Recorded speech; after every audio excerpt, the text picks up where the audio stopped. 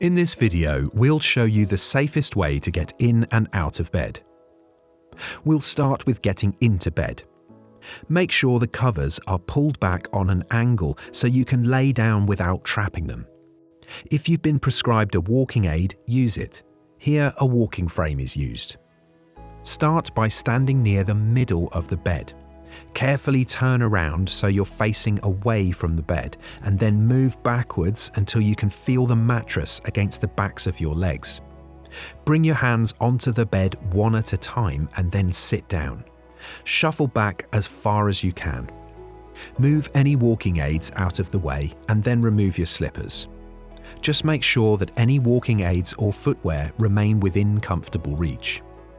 Place your hand across your lap onto the bed and then bring your shoulders down as your legs come up onto the bed in one smooth motion. Move yourself into the middle of the bed and then pull the covers into position. To get out of the bed, we follow the same process in reverse. First, pull the duvet back out of the way. Roll over onto your side and place your opposite hand flat on the mattress.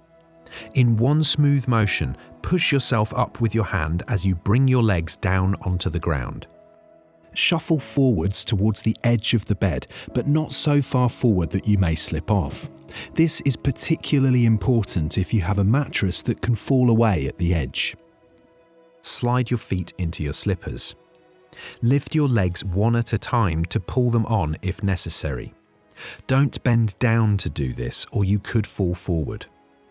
If you're struggling to lift your legs, you can keep a long shoehorn next to the bed to help you get your slippers on. If you use a walker, pull it in front of you.